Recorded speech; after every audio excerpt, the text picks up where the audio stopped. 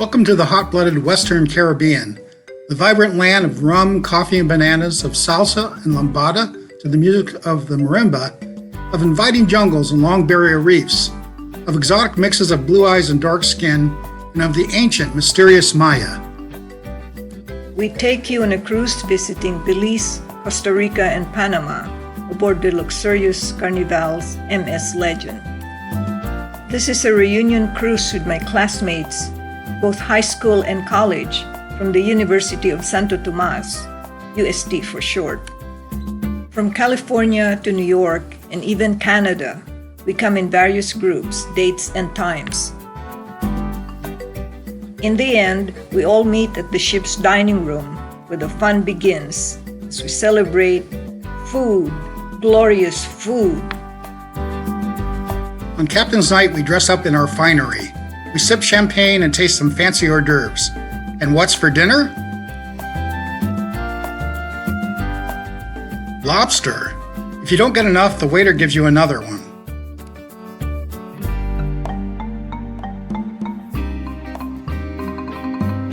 We abandon all worries about where and what to eat, about cooking altogether and doing dishes. We just savor being served. There are 3 tables allotted for the Chem group. Downstairs, there are 5 tables for the high school group. We are impressed with the king bed and the extra space in our cabin. Thanks to Lucy for the upgrade. Zosie ordered a room with a balcony, and a balcony she gets. What's for lunch? Tough decision. Shall I go to the formal dining room and be served, or serve myself at the top deck's Taste of Nations? At the buffet, another tough choice. Shall I go for the healthy salad bar, tasty Chinese, or exotic Caribbean? Zosie here goes for the spicy Indian. And what's for breakfast? Salmon lox and bagels, or eggs and Benedict and OJ. Upon request, we get a Filipino breakfast of tocino, that's cured pork, and eggs over fried rice. So good to get the taste of home.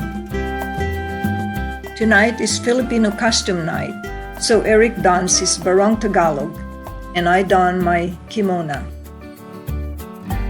The ladies have a chance to model their lovely array of Filipino attires.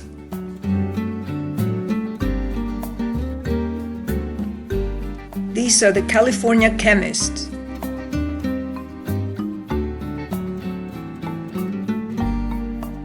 These are the New York chemists.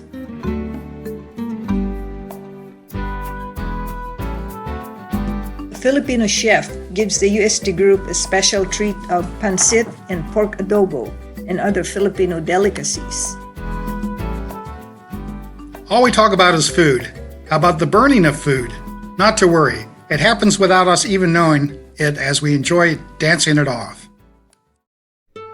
The 3 East Coast ladies follow the sound of Caribbean music, where they sway to Caribbean tunes. Way to go, Ellen and Ray, Lucy and Augusto. If you want serious exercise, you can go to the well-equipped health club and spa.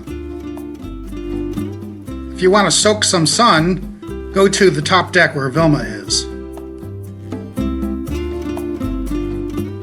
Eric jumps in the pool and enjoys a swim while watching the lovely scenery change at 30 knots per hour.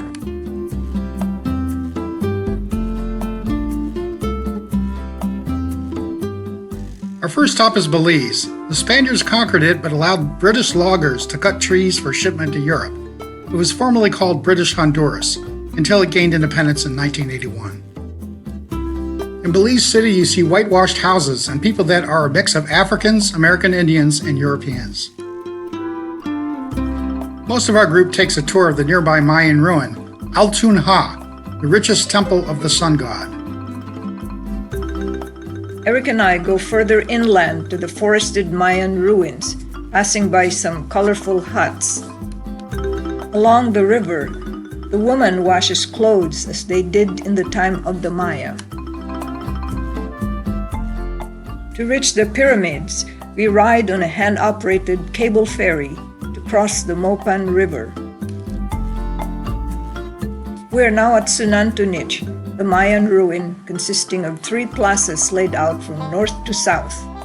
Dominating all is El Castillo, a 130-foot massive pyramid. Who are the Maya? They are an ancient people who lived 4,000 years ago in Belize, a complex society skilled in astronomy and math, building cities to architectural perfection without the use of metal tools. Here is a stela, a large limestone rock to record history showing the image of a young ruler in ceremonial vestment with elaborate plumed headdress. Intoxicated, the ruler dances on the stairs and ceremoniously offers the blood from his penis, which renders the transition from ordinary man to living god. The aristocrat lived in these palaces built with connecting tunnels to other buildings. Imagine the rooms decorated with pillows of animal fur. In spite of that, they still have a healthy population of jaguars.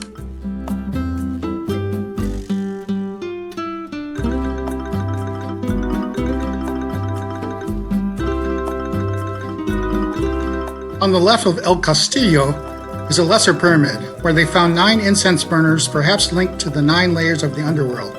El Castillo represents the 13 layers of heaven. Atop the imposing pyramid, imagine the ruler looking down at his subjects below. Here we find ourselves face to face with Chalk, the Mayan rain god whose image is seen in the banknote and a lot of stoneware. Rather fittingly, it is raining as we climb the slippery stairway. Among the trees is the broad nut, which is ground like mashed potato. Cacao is also grown here, and it was the first money agent of the Maya. Truly, money grows on trees.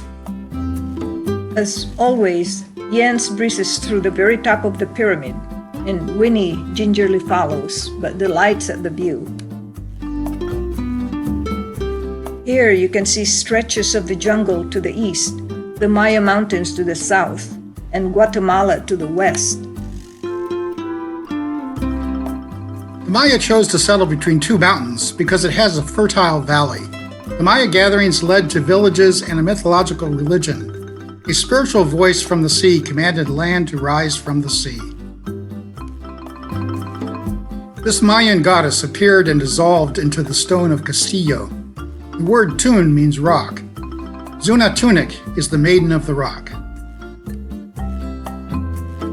Coming down the long stairway is like going through the 3 layers of existence. Up from heaven and down to earth, men cross into the underworld.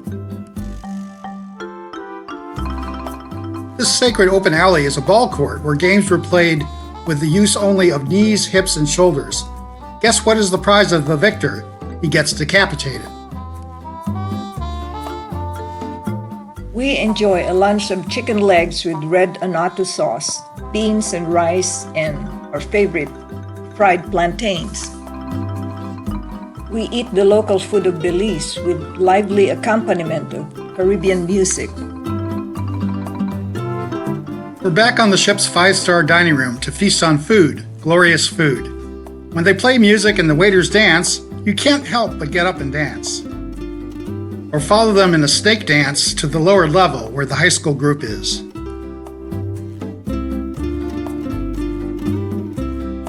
After dinner, everybody goes to the auditorium for the nightly show. The show ends at 10, and the night's still young. We go dancing at Satchmo's bar. When that is over, there are other bars to go to for more dancing.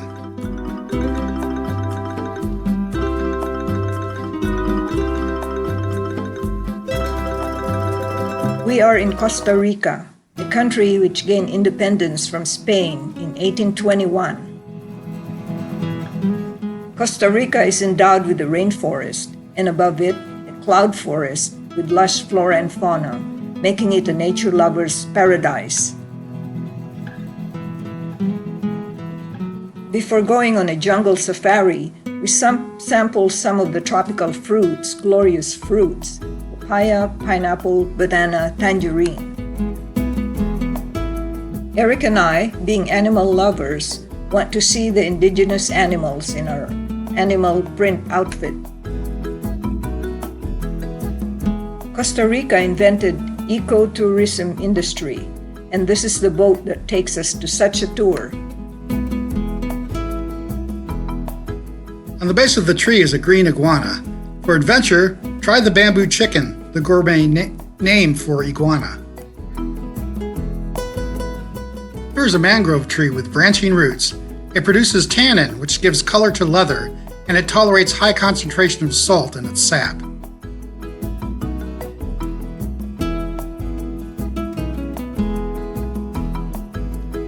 The spiny bamboo is useful in preventing erosion. Among the vegetation there is a noni plant that cleanses the blood and is a natural Viagra. We see howler monkeys, the old ones in the mapola trees. The young ones scurry from tree to tree. A dominant one will kick out all the others, killing the babies. Atop the tree is the largest great blue heron. Among the lush flora is the red ginger flower. Lining the shady side of the trunk are one of the 100 species of bats. They sleep in the day and find food in the dark. Half hidden among the grass is the northern jicana bird, busy looking for a husband. She'd check out 4 or 5 of their nests, and if she likes it, she'll use it. The father feeds the babies. What a liberated female bird. Ah, what a life. Or as the Costa Ricans contentedly say, pura vida. The showy bromeliads from the cloud forest can store 2 gallons of water. Here's the perfume tree, or ylang ylang, which is used in Chanel No. 5. Coconuts abound too in every corner. A popular drink is coconut juice, usually spiked with rum.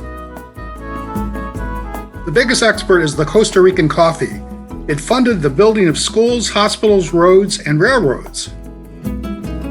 Tonight is talent night. Our UST group does a last-minute rehearsal for a Caribbean dance entry to the music of Hot Hot Hot, Ole Ole. It's curtain call. The dancing chemists, chemical engineers, and physicians are undulating in vibrant rhythm.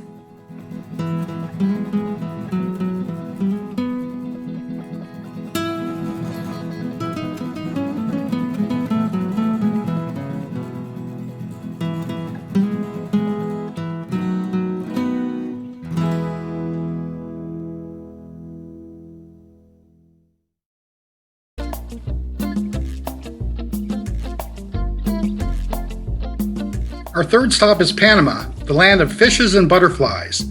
It also gained independence from Spain in 1821, but became part of Colombia. The attraction here is the Panama Canal, built to connect the Pacific and Atlantic Oceans. Here's the canal at Gatun Lock. Instead of digging the mountains, they created an artificial lake to raise the water level to 85 feet, creating a locked canal. It is one of the greatest wonders of engineering. This cargo ship barely clears the 110-foot width. Depending on cargo space, it pays around $200,000 to pass, which takes 8 to 10 hours. A cruise ship pays a sulu or extra charge to go first. Displaces 20 million gallons of water, which is not recycled to avoid pollution of the lake. Inaugurated in 1914, the canal was built to last 100 years by 70,000 workers from 15 countries, creating an exotic mix of blue eyes and dark skin. About 8% of the population consists of indigenous tribes. These are the children of the Embera Indian that we are visiting today. The men greet us with the sound of flutes and drums. These folks keep the same group of beliefs on the central idea of a god as they did 700 years ago.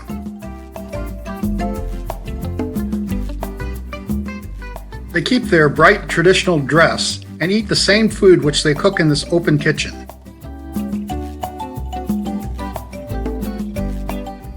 The man has one wife and goes hunting in the forest.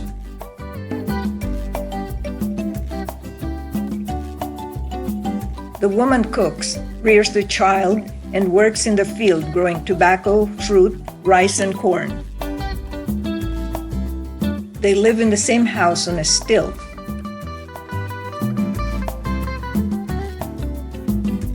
It's very simply furnished.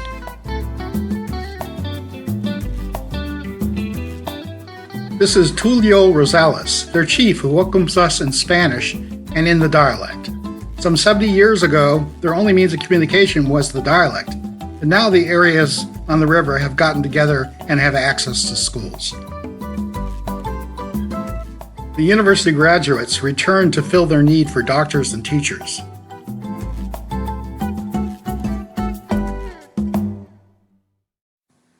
Body tattoos with tiger or spider designs serve as mosquito repellent and as camouflage in hunting. The women here entertain us with the vulture dance.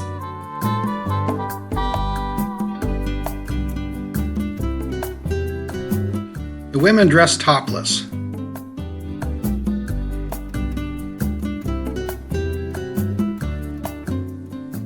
And the men dress bottomless.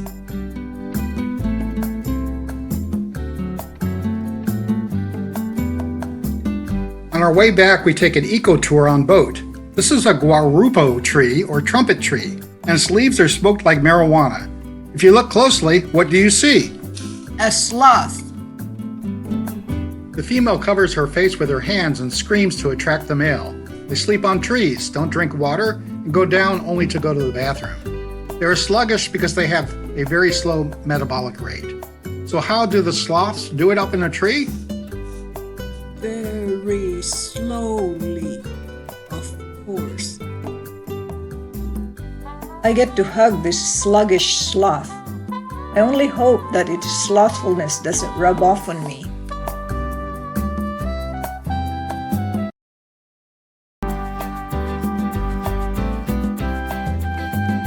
We wallow in the luxurious life aboard our floating city. Each night there is a Las Vegas-style extravaganza in the auditorium. When I have time, I prefer to deposit my money in the shops than in the slots. I like visiting the computer room to catch up on my email. The long-awaited finale was the grand midnight buffet on the captain's farewell night. In formal wear, we enter the dining room filled with beautifully decorated exotic dishes fit for a king or queen. I commend the culinary artist on board. Look at the ice sculpture of the dragon. Malu finds her city's emblem, the Statue of Liberty, surrounded by some fancy-looking dishes. Cora finds tropical fruits from home, California, like papayas and pomelos. Sweet Tooth Pura is drawn to the enticing dessert table.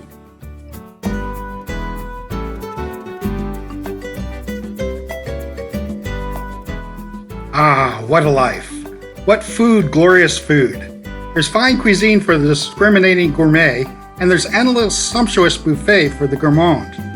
There's absorbing food for thought through the cultural experience of 3 countries, from the ancient mysterious Maya of Belize and the nature-loving ecology-conscious Costa Rica to the master canal engineers of Panama with its exotic mix of people and its indigenous Embera Indians. Together they make a vibrant and colorful Central America.